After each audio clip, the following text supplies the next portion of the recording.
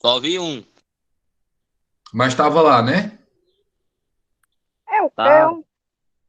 Mas tá lá que eu tô dizendo assim, tá lá no canal. Não, uma Porque é o mulher que seguinte, falou Aham. aí, eu não entendi foi nada. eu, eu não vou mais passar para vocês o link do vídeo, não. Eu vou passar o link do canal, porque todo jeito todos os vídeos estão lá, né? Não é interessante eu passar só o vídeo, não, porque aí vocês veem todos os vídeos do canal, né? Das aulas que a gente grava.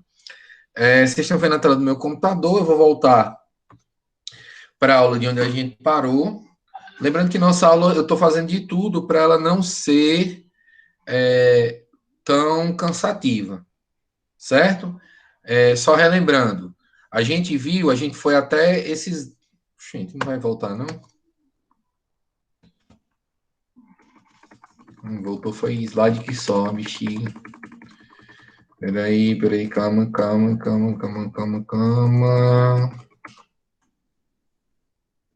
Eu voltei slide que só. Deixa eu voltar para o slide anterior a esse, para vocês verem. A gente foi até esse aqui, pronto. O slide que a gente passou foi esse aqui, né? Que eu falei para vocês na última aula sobre o que era cada um desses pontos. Só que Júlia, ela me disse: olha aí, cara, a gente não viu tal coisa, tal coisa. É porque tá na frente desse slide e eu achei que eu tivesse falado e não falei. No momento que eu estava falando sobre o que era estudar os detalhes, eu deveria ter passado o slide desse ponto. E o segundo, consequentemente, sucessivamente, né? E o terceiro também. Então vamos lá, só para relembrar. Existem 4 etapas, né, do que seria esse estudar os detalhes do imóvel que você vai oferecer. A primeira é o estudo da localização do imóvel, né, que a gente conversou muito sobre a localização do que é importante. Não somente se ligar na parte do endereço em si, mas de fato o que, que tem no entorno lá. Por que, que o bairro é bom, estudo de criminalidade, se é um bairro realmente bom de morar, se tem escola por perto, se tem padaria, se tem depósito de água e gás, quanto o cliente vai ter que se deslocar, quantos minutos para ir para o trabalho dele. Então, o estudo da localização não é só falando a respeito do endereço. A segunda etapa são as características do empreendimento, que aí entra o acabamento, né, da casa, o construtor, há quantos anos a construtora está no mercado. Existe uma série de aspectos, né? Na terceira, vocês vão ver outros aspectos que sejam importantes de ser revisados, que aí pode ser qualquer coisa com relação ao imóvel. Estimativa de valorização. Por que, que há essa estimativa de valorização do imóvel? Não, porque aqui perto vai passar a estrada do anel viário. Isso, querendo ou não, é um outro aspecto importante que precisa ser revisado. E, por fim, depois de que você pega todas as características, todos os detalhes desse imóvel que você vai oferecer, você vai revisar, se possível, complementar e atualizar as informações que você pegou acerca desse imóvel.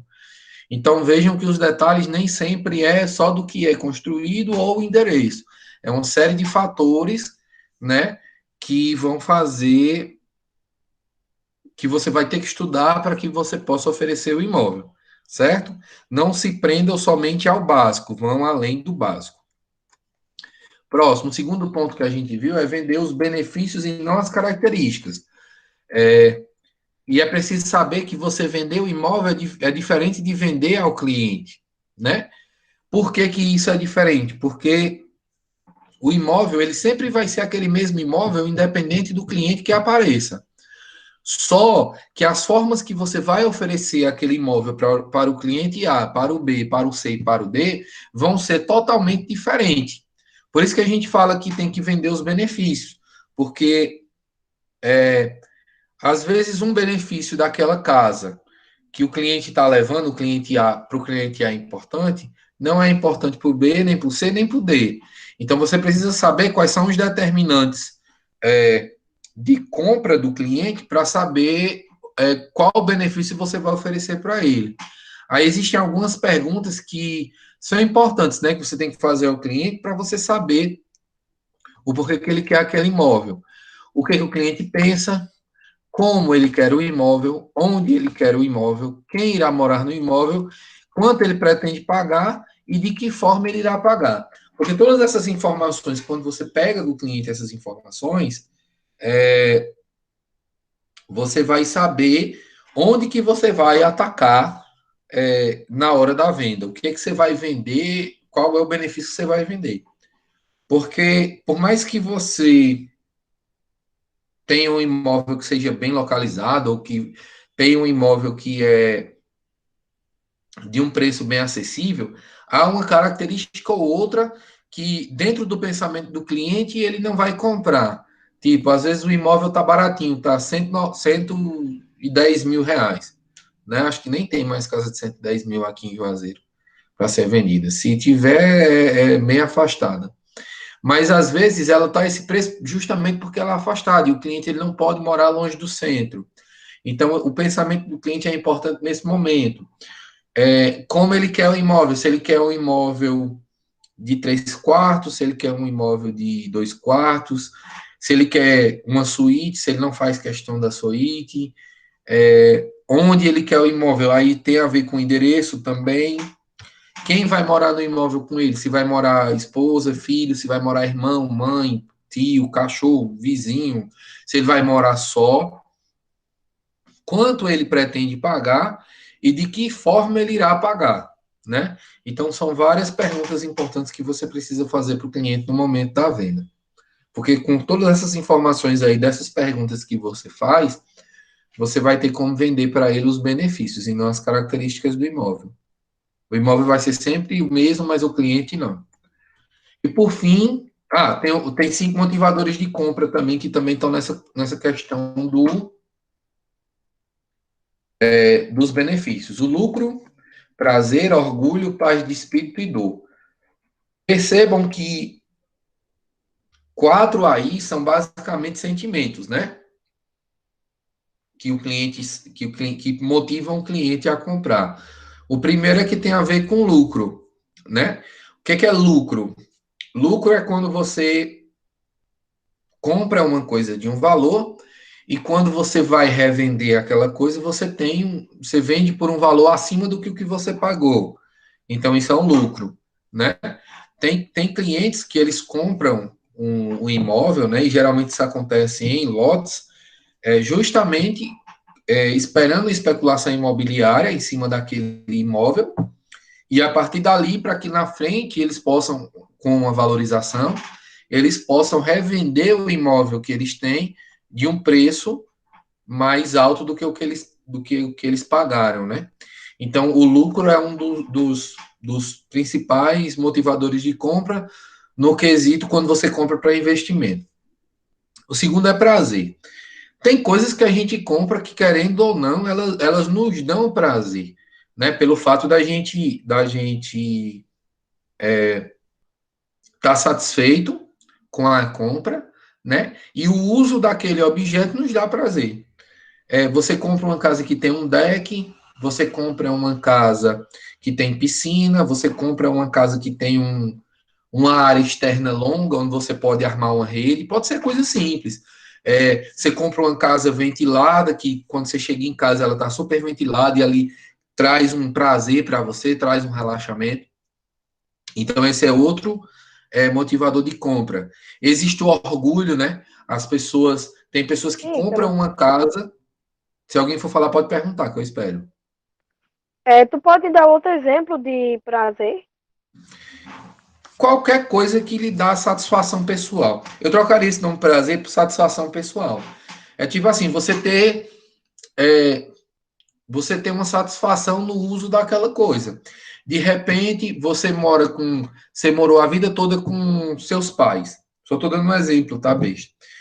E a casa dos seus pais eles nunca tiveram vaidade, às vezes eles não colocavam cerâmica na casa, era só, sei lá, é, piso batido mesmo e tal, que gerava muita poeira, você espirrava bastante. Quando você saiu de casa que se comprou uma. Tô dando uma situação simples, tá? Uma situação besta. Quando você saiu de casa que você comprou uma casa por cerâmica. Não se vende casa hoje pela caixa, né? Sem cerâmica. E aí, só o fato de você pisar naquela cerâmica que é fria, de você poder deitar no chão que você não podia, isso já lhe gera uma sensação de prazer no uso daquela coisa, só o simples fato. O prazer, ele é muito inerente ao ser humano e ele é uma coisa muito pessoal, né?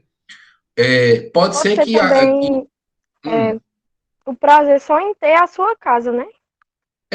só que esse prazer em ter a casa já entra no orgulho. Já entra no orgulho.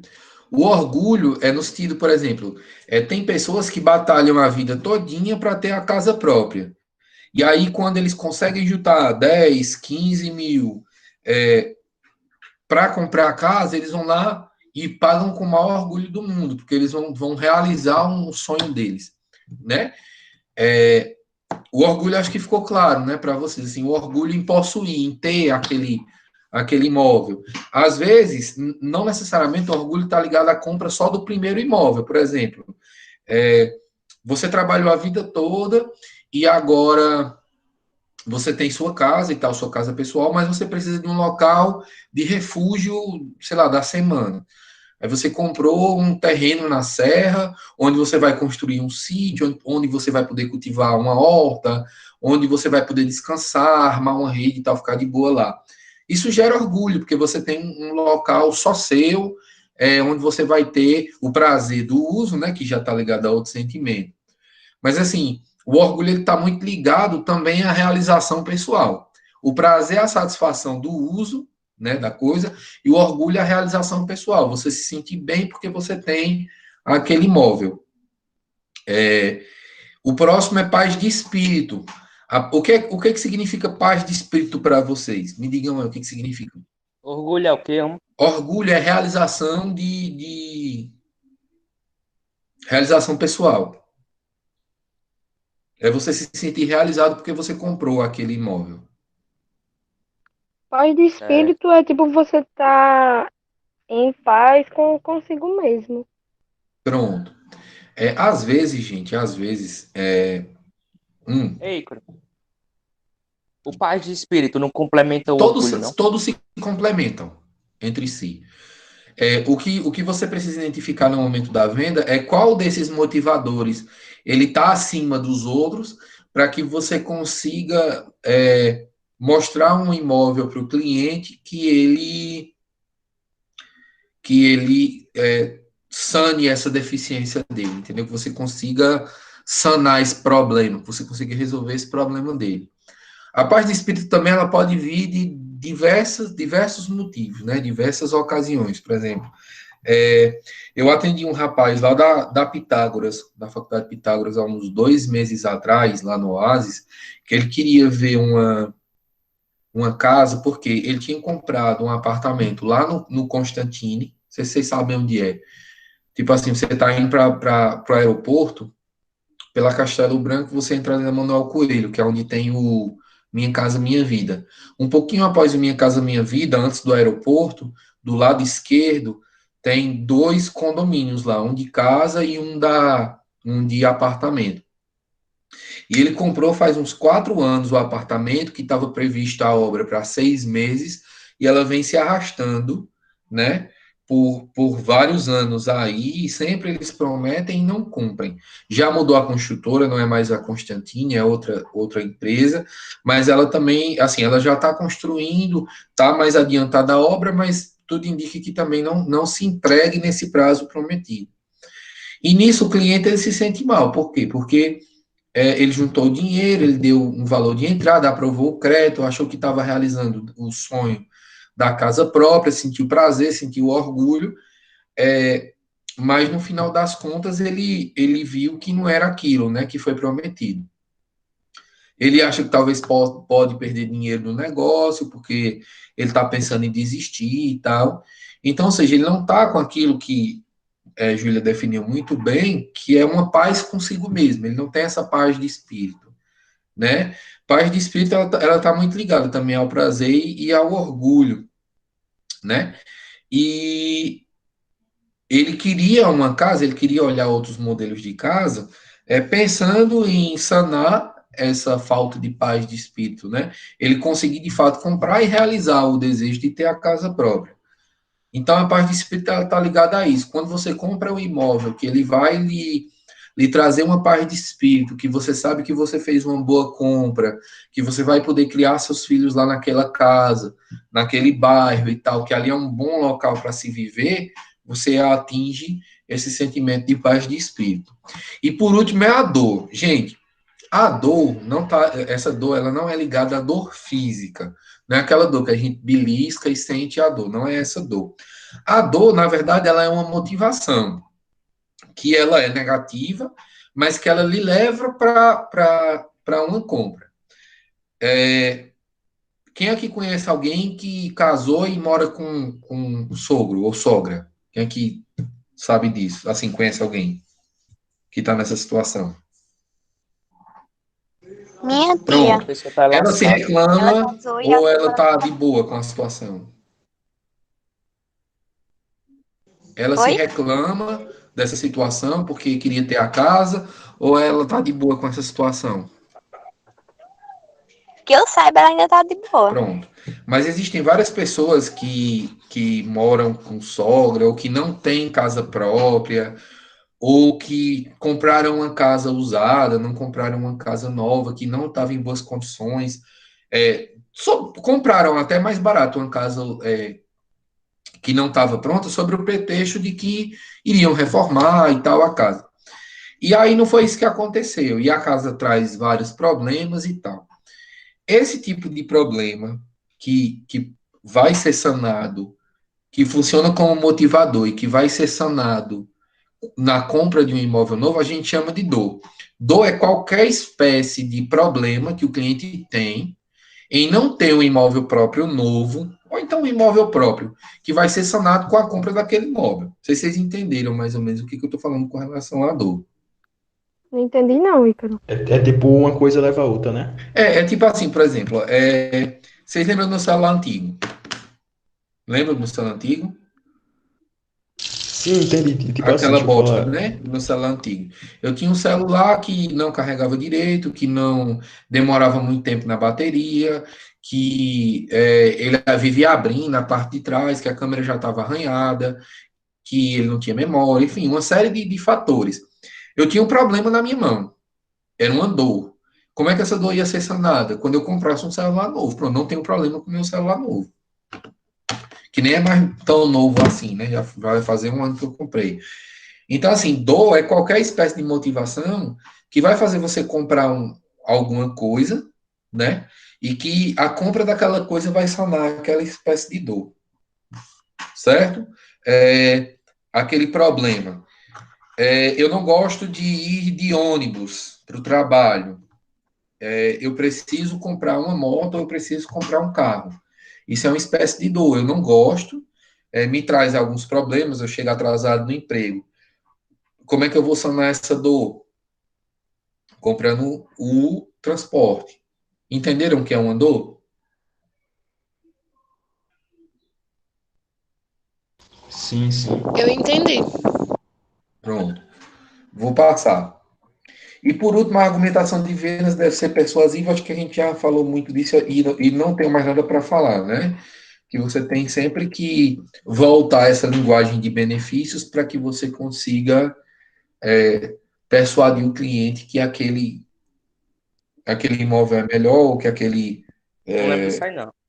acabamento é melhor. Tá na aula, pô. Tá na aula que eu postei hoje. Qualquer coisa, tu volta lá, se tu não entender, tu me diz que eu te explico. Viu? Demora uma hora, mas eu Vamos lá, entendo. gente. Hã? Nada não.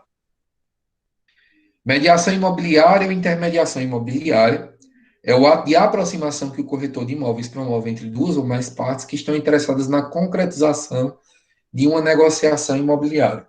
Alguém me dá aí um exemplo de mediação ou intermediação ou explica o que entendeu?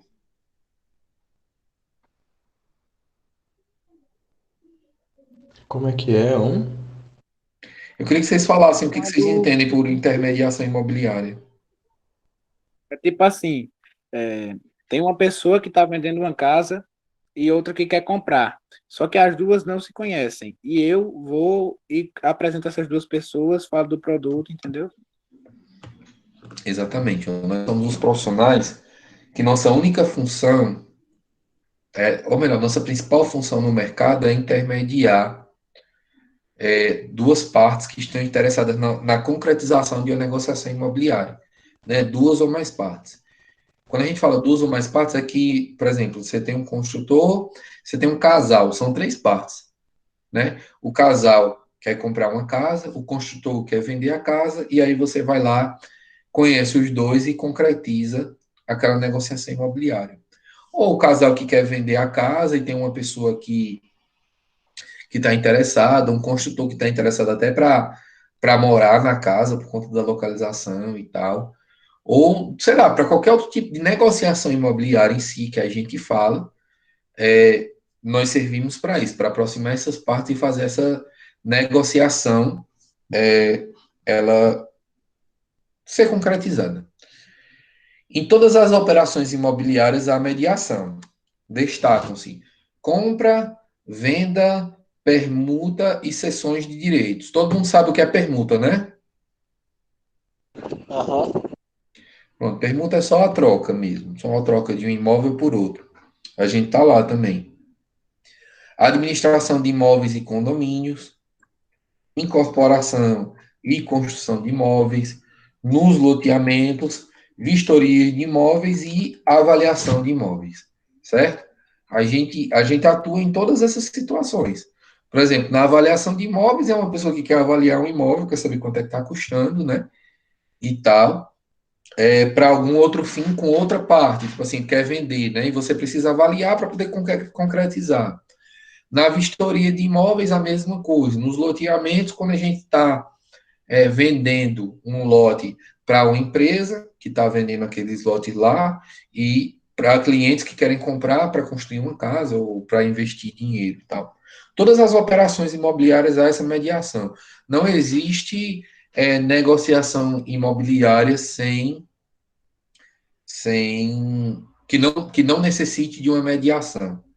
Há o que a gente chama de pasta nos olhos, né? Às vezes, o construtor, ele coloca a placa de venda-se lá, uma pessoa que tem interesse na localização está passando com a esposa, liga para o construtor e fecha direto o negócio.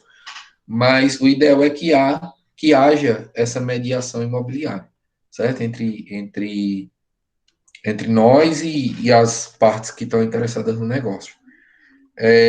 Vamos lá. O corretor de imóveis é o profissional ideal para a realização dessa mediação, pois faz com que as partes poupem tempo e, consequentemente, dinheiro que gastariam para promover o exame, a vistoria, a avaliação, a situação jurídica do objeto da transação. Por que nós somos os profissionais que devemos fazer a mediação? Por que o construtor ele se sai mais barato para ele, porque ele tira o valor da comissão, ele ganha, né, o valor da comissão quando ele vende o imóvel sem corretor. Porque, assim, por mais que o construtor ele faça um custo de corretor e ele possa vender a casa, legalmente falando, né, juridicamente falando, não é tão interessante ele não trabalhar com corretores, porque daqui que ele consiga o conhecimento de mercado suficiente para conseguir clientes interessados na casa, e também não quer dizer que aquele cliente que ele conseguiu interessado na casa, que o cliente vai comprar, né? Às vezes ele demora 6 meses, um ano e meio para conseguir vender casa. Eu conheço construtor que mesmo trabalhando com corretor, está há quase 3 não, há 4 anos vendendo uma casa, e não consegue, porque o preço da casa é alto, porque na época também ele recusou várias negociações em cima da casa e acabou não vendendo a casa que ele está lá até hoje para vender. Então imagina, se com corretor é difícil, imagina sem corretores, né? Essa questão também da avaliação, situação jurídica, a gente está falando de se tem, por exemplo, alienação do imóvel a algum banco, ou seja, se o imóvel não está quitado ainda. Isso a gente consegue fazer rápido. Se há algum tipo de dívida na prefeitura, de algum imposto que não foi pago, qualquer outro tipo de situação, se a casa está penhorada, se a casa está com algum tipo de problema estrutural, tudo isso né? Nós que somos corretores, nós vemos todas essas características antes de oferecer. Então, por isso é que o ideal da negociação, isso muito por parte do cliente também, se o cliente for um cliente que ele tem cuidado, ele tem que fazer isso com o corretor e não sozinho, né? Para poupar esse tempo, né? E, consequentemente, o dinheiro que ele iria gastar mais caso ele não atuasse com o corretor de imóveis. Ícaro, no caso o corretor já tem que saber, né? Não, a gente só pega o imóvel se a gente souber do que a gente está vendendo. Porque, por exemplo, olha, Não, lembra do código de ética? A primeira aula foi do código de ética, eu lembro para vocês, ó, é inteirar-se de todas as circunstâncias do negócio, acho que é assim que é o texto, antes de oferecê-lo. Então, a gente tem que saber de tudo do imóvel antes de oferecer. E também, aí, por exemplo, se você vê que tem algum problema, aí tem outro artigo que fala recusar a transação que saiba justa, ilegal ou imoral. Entendeu? Então, qualquer situação onde você vai vender um imóvel, que você sabe que aquele imóvel vai trazer algum tipo de prejuízo para quem está comprando, você não vende. Certo? O corretor de imóveis, ele atua como uma espécie de escudo para o cliente. E pode ter certeza, gente, esse tipo de escudo que a gente faz, e quando a gente é sincero com o cliente ele sente aquilo e ele passa a confiar mais em você. Porque, por exemplo, às vezes você vai chegar num cliente e o cliente diz, olha, eu vi uma casa assim, assim, aquilo, outro. Aí você diz, olha, cara, não compre aquela casa. Aí o cara vai dizer, não, por que não? Porque eu sei que aquele construtor, ele faz isso, ou ele não trabalha muito bem, ou as casas dele a gente escuta muito falar que a casa está rachando e tal. Por mais que esteja mais barato, é melhor que você pague um pouquinho a mais numa casa melhor do que você comprar essa casa e você vir a ter problema aí durante todo o tempo que você morar na casa, né? Porque a compra da casa, ela tem que trazer a solução de todos aqueles problemas lá. Ela tem que trazer a solução da dor, tem que trazer paz de espírito, tem que trazer o orgulho, tem que trazer o lucro também é importante, não é o principal, mas é importante. E qual é o outro? Prazer, né? Você tem que sanar os problemas e trazer todos aqueles sentimentos que o cliente procura na compra do imóvel, certo? Aí existem acho que são cinco procedimentos fundamentais da mediação imobiliária. Assim, como é que você procede com essa mediação imobiliária? O primeiro procedimento é o recebimento de propostas de intermediação de imóveis. Tipo, quando você recebe aquela proposta do proprietário do imóvel para que você administre. Lembrando que geralmente quando eu falo de administração, não, de intermediação, né? Oi? A Inara pediu para tu explicar a parte do exame, que ela disse que não entendeu. Exame, gente, não é necessário. Exame, ele vem do verbo examinar, né? É você avaliar. Não deixa de ser. Assim, tudo bem, aqui está a avaliação e tal. Mas é você examinar se aquele negócio é viável para o cliente. Entendeu? Se o imóvel ele vale a pena ser negociado naquele momento. Não estou querendo dizer que tem imóveis que não valem a pena ser negociados. Todos valem. Mas quando você vê essas questões jurídicas, se tá penhorado, se tem algum problema, se não tem, você está fazendo um exame ali, né? E não é só o exame do imóvel, você tem que examinar também as condições financeiras do cliente. Porque, tipo, você vai examinar a renda do cliente, você vai examinar se ele tem comprometimento daquela renda, se o comprometimento dele é alto, se ele tem condições de comprar aquele imóvel, e se a entrada vai dar alta e ele vai ter condições de pagar. Existem muitas situações no mercado onde o corretor ele não faz esse tipo de exame e o cliente passou 10, 20 anos juntando lá um valor X, juntou, sei lá, 15 mil reais, não tem de onde tirar mais dinheiro, e aqueles 15 mil reais tem que dar para a documentação e tem que dar para a entrada da casa. E digamos que só a entrada da casa deu 30 mil. O que ocasiona no futuro? Ocasiona uma quebra de contrato, onde o cliente vai desistir e vai perder dinheiro. Então é preciso ter cuidado nessa parte desse exame também. Examinar também o motivo, né, dele estar comprando. Daqueles lá que tu falou naquela hora. Isso, perfeito. Tem vários lá também. Perfeito. Essa parte do exame é a parte preliminar do negócio, né? que é onde você vai se inteirar de todas as condições de ambas as partes para saber se dá para fazer a transação imobiliária.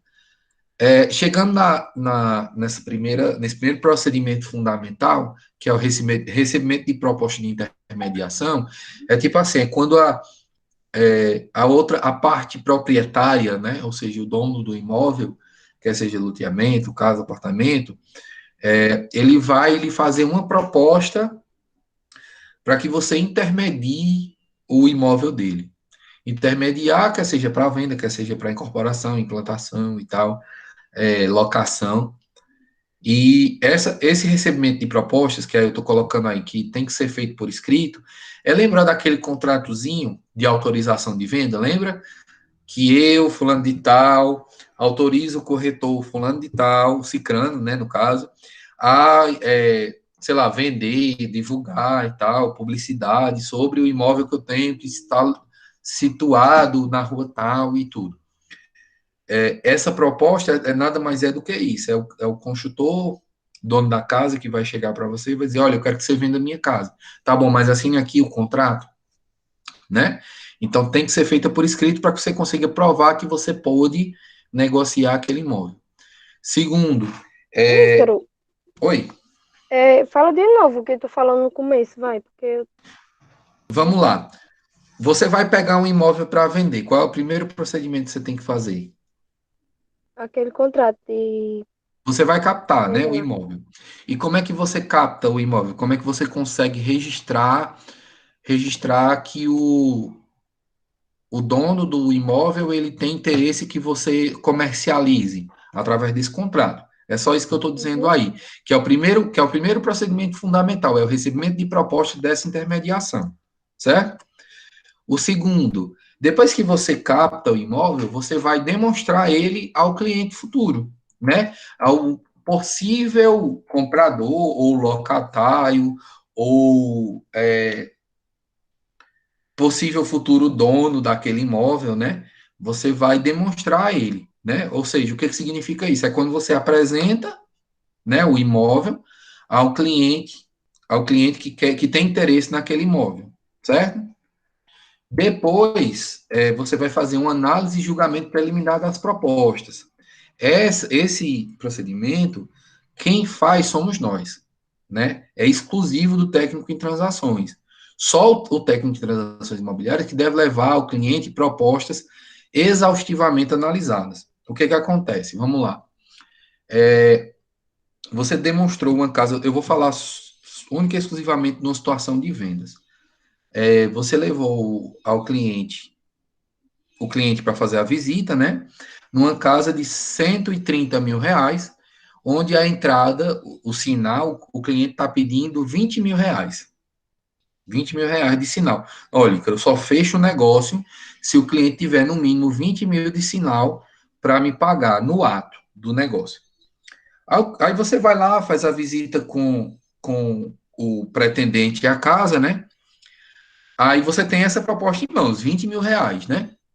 Aí o cliente chega para você e diz, Ícaro, quanto é o sinal dessa casa aqui? Aí você diz, olha, é 20 mil.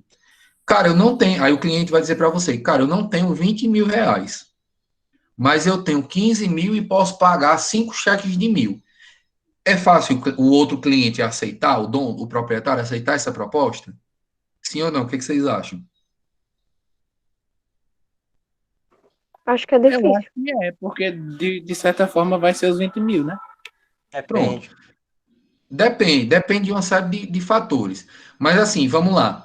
Existiu essa proposta. Aí você disse, tá bom, eu vou guardar essa proposta comigo e vou levar ao proprietário da casa. Meia hora depois, você levou outro cliente.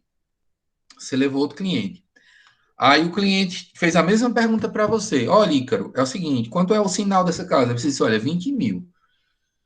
Cara, eu não tenho os 20 mil agora, mas eu tenho 5 mil reais, e posso pagar esses 15 mil em 30 cheques de 500 reais. Dentre a primeira proposta e essa segunda, qual que vocês acham que o construtor tem mais chance de aceitar? A primeira. A primeira. Pronto. Aí é sua função, enquanto corretor de imóveis, cara, é quase impossível ela aceitar essa proposta. Você tem que dar o retorno para o cliente na hora. É sua responsabilidade analisar essas propostas para você saber qual que você vai levar para o construtor, certo? Porque, assim, o construtor ele não tem muita noção de como está o mercado. Ele pode chegar para você e dizer assim, eu só aceito os 20 mil reais. E você discutir com ele e dizer assim, olha, você vai aceitar os 15 mil e 5 cheques de mil, porque é melhor do que você não aceitar nada. Porque o mercado está difícil, porque não apareceu uma proposta melhor, porque você quer vender a sua casa, o cliente, ele é um homem de palavra, eu já conheço ele há muito tempo, então o cliente trabalha com isso, ele tem condição de pagar. Então, assim, você tem que, nesse caso, você só vai levar o cliente proprietário da casa quando você analisar as propostas que lhe foram entregues dentro daquela casa, entendeu? É isso que é uma análise e julgamento preliminar de propostas. Porque você vai ver qual é a proposta mais viável para que você entregue ao construtor. Ícaro, e se só aparecer o cliente dos 5, digamos que esse primeiro cliente não existiu. Você só teve uma pessoa interessada na casa e foi esse cara, dos 5 mil com 20 cheques de 500. O que você faz? Com 30 cheques de 500. O que você faz? Aí, quando você recebe uma proposta desse, você diz, olha, cara, é impossível ele aceitar essa sua proposta. Por quê? Porque ele disse para mim que só aceitava no mínimo 20. Não tem como você conseguir esse dinheiro de outra coisa, não. Tipo, você não tem um FGTS. FGTS, não, você não tem algum dinheiro guardado numa poupança, ou você não tem, tipo, mais de um transporte, tipo uma moto lá em casa que você possa vender e aumentar ao menos para 10 mil reais e dividir o restante em 10 cheques de mil. Tipo assim, você vai tentando, você analisa a proposta e você passa para o cliente qual seria uma opção mais viável para que ele conseguisse fechar. Certo? Certo. Pronto. Vamos para a penúltima e para a última. A penúltima, o encaminhamento de cadastro ao processo de financiamento. Quando você analisa as propostas, que você lança a melhor para o construtor, e o construtor diz assim, pode fechar um negócio, é a melhor parte da mediação imobiliária, porque ali você já sabe que a venda já está bem encaminhada, né? Que você já vai encaminhar, você vai dizer, olha, o construtor aceitou sua proposta de 15 mil de sinal e 5 cheques de 1.000, a gente precisa fechar o contrato, então para isso eu vou precisar de tal documentação sua, e a gente já vai entrar na parte do processo de financiamento, onde com essa documentação que eu estou lhe pedindo, a gente vai fazer o financiamento da sua casa. Essa tarefa ela não é específica ou exclusiva do corretor de imóveis, né? Não necessariamente para que eu trabalhe na correspondência imobiliária, ou seja, que é a pessoa que faz o financiamento, eu preciso ser corretor, não, tá? Mas existem corretores que trabalham com isso. Por exemplo, a Ana Flávia, que é professora de finanças, ela é corretora de imóveis e ela é correspondente imobiliária da Caixa. Tipo, ela representa a Caixa, ela recebe documentação, ela analisa crédito de cliente, se o cliente tem condições ou não de financiar aquela casa, ela aprova crédito, ela faz empréstimo, ela abre conta. Então, assim, ela é corretora e trabalha com isso, mas não necessariamente você precisa ser corretor para trabalhar com isso.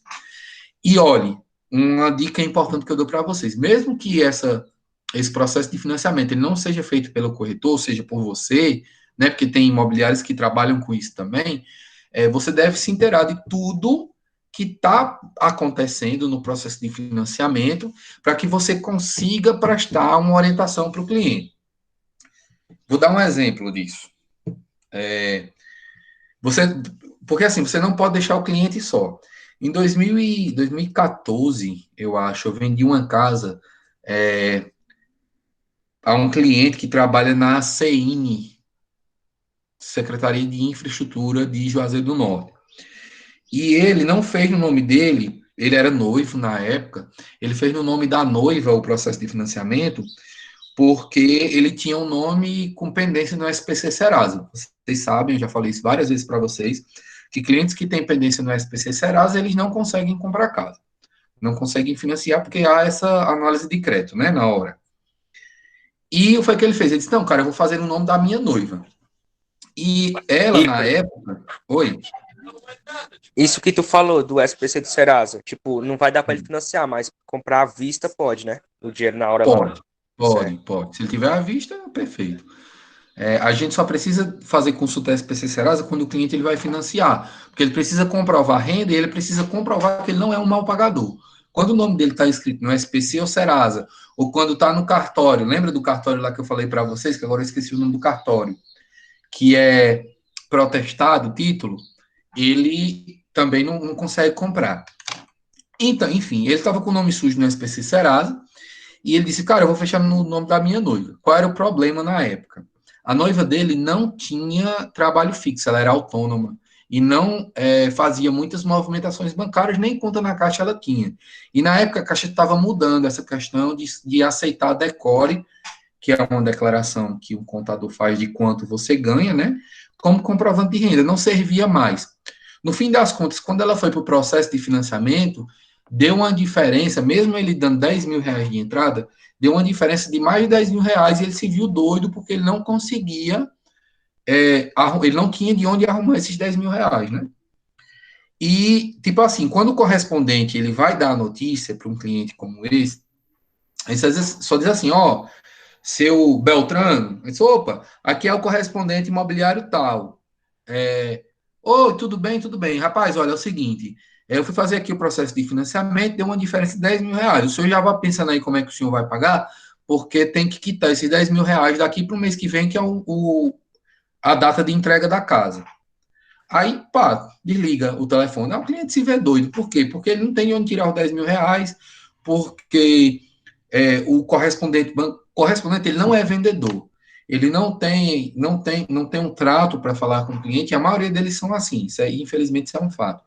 E aí, você, enquanto corretor, se você estiver junto do cliente, se você estiver acompanhando, ou seja, fazendo isso, se inteirando de tudo que está acontecendo naquele processo, você consegue achar alternativas. Qual foi a alternativa que eu achei para esse cliente? Ele ligou para mim desesperado, Ícaro, correspondente agora me ligou, cara, disse, deu 10 mil reais, eu não tenho como fazer, não, vou desistir.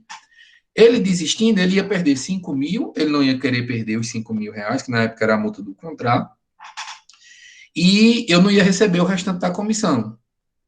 E isso era ruim para mim, era o pior ainda para ele, né? Que ele ia perder mais do que eu. Eu, pelo menos, eu tinha recebido uma parte da comissão, não tinha recebido toda, mas tinha recebido uma parte. E eu disse, cara, é o seguinte, eu sei que o Banco do Brasil também trabalha dessa maneira. Vamos tentar o Banco do Brasil? Aí ele já relaxou mais, né? Ele disse, vamos. O Banco do Brasil deu tão certo para ele e para ela na época, que ela conseguiu aprovar mais do que o que precisava e ele acabou foi recebendo dinheiro de volta. Dos 10 mil que ele tinha dado, acho que ele recebeu ainda 2 mil reais de sobra, que ele pôde usar na documentação da casa. Então, Ei, assim, oi. todo banco ele tem seu modo de financiamento de casa, né? Só que assim, Mas, existem algumas regras que vocês vão ver no terceiro ano, que são do sistema financeiro habitacional. O sistema financeiro habitacional, ele manda em algumas coisas que todos os outros bancos seguem, certo? No momento da venda de uma casa nova. Mas todo banco tem sua regra, tem suas taxas e tal. tipo, o que faz o financiamento da Caixa e do Banco do Brasil ser melhor que os outros é porque tem uma taxa de juros menor, né? Isso, perfeitamente, perfeito. Não existe outra consideração melhor do que essa que você fez. Porque, assim, por que eu tentei o Banco do Brasil? Inclusive, quando eu argumentei com ele a possibilidade do Banco do Brasil, eu disse, cara, é tão bom o Banco do Brasil que ele avalia mais, assim, a casa num valor maior e a taxa de juros é a mesma. Então, assim, você não vai pagar mais porque é no Banco do Brasil. Tipo assim, você não está abrindo mão, você não vai abrir, aumentar 50, 100 reais. Tipo assim, dá uma diferença de 2, 3 reais de uma parcela de um banco para outro, né? Por isso que eu não trabalho com Santander, por isso que eu não trabalho com Bradesco. Se o cliente quiser, pode fazer, não tem problema. O importante é ele pagar ao construtor, para o construtor me pagar a comissão. Mas, assim, se o cliente me pede uma opinião com relação a bancos, eu sempre digo a ele, faça na Caixa ou Banco do Brasil, que são os dois melhores bancos que a gente tem com relação à taxa. Ok? Ok. Pronto. Vamos lá. Em geral, gente, há departamentos ou pessoas especializadas encarregadas nessa área, como eu falei para vocês. Existem os correspondentes imobiliários, né? Que eles são correspondentes bancários, na verdade, que eles trabalham com o negócio imobiliário, justamente são especializados nessa parte de Baixamento financiamento de casa. burocrático. Isso. Aí eles também, eu falo mal deles, mas eu também falo bem, que eles sabem quando vai dar certo ou quando não vai dar um negócio. Tipo assim, chegou uma renda de um cliente lá que eles acham que não vai dar certo. Olha, a gente precisa melhorar da seguinte maneira. Se a gente não melhorar, provavelmente já vai dar errado. Então a gente já antes da queda, a gente já tem o tempo de abrir o paraquedas para ter o mínimo de impacto possível, certo? E, por fim, é um relatório periódico do procedimento e resultados dos serviços prestados ao cliente contratado. O que é isso? Você não vai se inteirar do processo de financiamento, você não vai se inteirar, por exemplo, de como a casa está sendo construída, de o que já está feito dentro da casa, é você repassar isso para o cliente. Tipo assim, a cada 2 semanas, se for uma construção mais rápida, ou se for uma construção mais devagar, de mês a mês, você ir lá na casa, bate uma foto, manda no WhatsApp do cliente, só como é que já está a tua casa, ó. Já levantaram as paredes, ou o teto já está pronto, já estão no acabamento da casa. Então, assim, isso é um diferencial, tá? E isso é presente dentro dos procedimentos fundamentais, é fundamental dentro da intermediação imobiliária, ok? E nesse caso específico, a intermediação envolve duas partes, gerando deste direitos e obrigações. Ok? Isso aí vocês já viram em contratos. Beleza? Uma das obrigações dentro presente desse contrato é manter o cliente sempre informado do andamento das negociações, ou da construção, ou do processo de financiamento. Ei, cara, Oi? quando tu falou dos correspondentes, o meu Meet ele travou. Eles também são corretores ou não? Não precisam ser. Tipo, para você ser um correspondente imobiliário, você não precisa ser corretor de imóveis. Há os corretores de imóveis que são correspondentes imobiliários, mas nem todos são. Beleza? Beleza. Tranquilo? Pois, pessoal, estou encerrando por aqui. Mais alguém tem alguma dúvida com relação à mediação imobiliária? Tá de boa. Ei, cara, Oi? por que funcionário público tem sempre menores juros no financiamento da casa? Cara, o porquê, eu acho que é meio filosófico para a gente discutir essa questão do porquê. Tem funcionário, por exemplo, funcionário público municipal que é isento de ITBI, né? Porque, assim, funcionário público, ele é o tipo de pessoa, e quando eu digo funcionário público, é funcionário público no sentido geral, né? Só que as pessoas de repartição, não. Eles são pessoas que, em teoria, têm mais condições do que as outras, em teoria. Por quê? Porque eles têm uma estabilidade financeira, né? Porque ganha aquele valor, às vezes tem plano de cargos e carreiras e tal. Então, essa questão do porquê, ela é mais filosófica no sentido de merece ou não merece, sabe? Eu não sei lhe explicar exatamente o porquê, não. Eu sei que tem.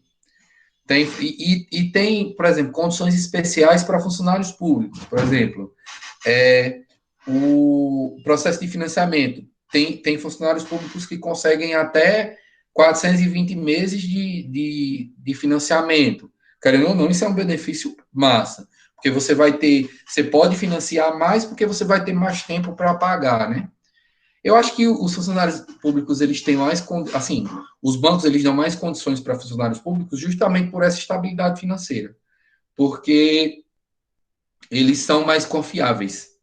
Porque, geralmente, os funcionários públicos... Pode, Diogo, se não tiver dúvida, pode sair. Os funcionários públicos, eles têm condições tipo assim, eles recebem pelo banco, né? E por eles receber o salário pelo banco, já fica condicionado. Entrou dentro da conta, o banco já toma. Então, talvez seja por isso que eles tenham essas melhores condições, né? Eu tenho outra pergunta aí, Ícaro. Faz. É tipo, digamos que eu tenha já um bom dinheiro no banco. Tipo, se eu quiser comprar uma casa de, sei lá, 200 mil reais, e eu já Certo. tenho, sei lá, 50 mil guardados, e eu tentar financiar a casa, o dinheiro que o banco liberar vai ser menos? Não, não.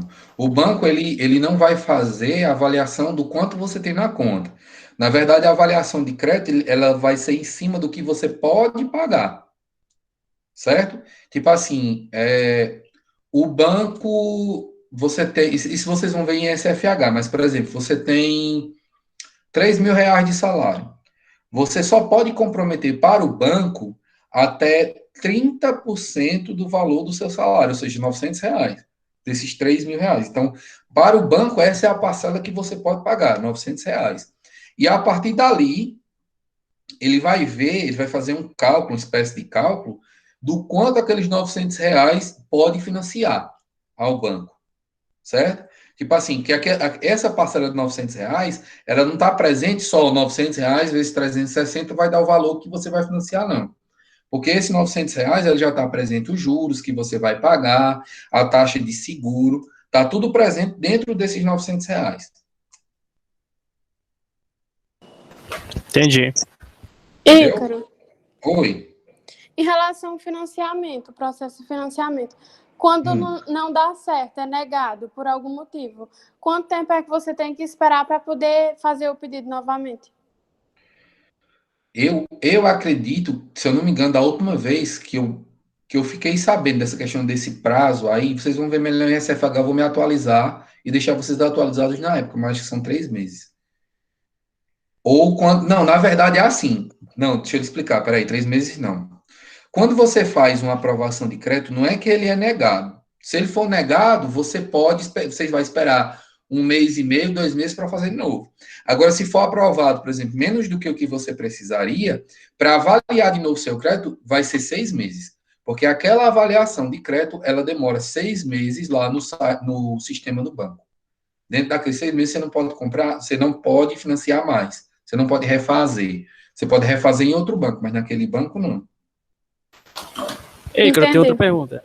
Pergunta, André. No caso do financiamento, se você quer. Aliás, vamos falar que você tem, sei lá, 2 casas. Você pode dar aquelas 2 casas ao banco de crédito? Pode. Aí é uma espécie, acho que é penhorar, né? Quando você penhora o imóvel ao banco. Não é assim? O ideal. Isso aí não tem outro nome, não? Hã? Não tem outro nome, não, pra isso, não? Pode ser até que tenha, eu só desconheço. Agora eu não estou lembrado. Mas quando você dá um Esqueci o nome imóvel agora. com garantia de pagamento, você está É igual penhorando. aconteceu naquele filme, né, Ícaro, que a gente assistiu, daquele cara lá do McDonald's, se eu não me engano. Eu acho que era, que ele colocou a casa dele e tava dando problema Isso. e ia Foi perder. do filme de poder, né? Do McDonald's, da história do McDonald's. Foi. É isso aí. Uhum. Ei, filme massa aquele dali. É. Mas descobri alguma ontem, dúvida, realmente. galerinha? Eu quero voltar pra escola só pra assistir o Mentalista, tu é doido. Eu também. Tem na Amazon, cara. Na Amazon tem. Poxa, tu Não, pagou o pra massa é pra- assistir na pra- sala. Globoplay Não, o massa é também, assistir na Globoplay. sala. A Globoplay é Ele- baratinha, bicho. É 20 reais só. Ei, Luan. Oi. Bora pedir pra Ícaro pagar pra nós, macho. Pra me Eu ver. interrompi a Pra Ícaro gravação. pagar. Minha Netflix também é 20 reais.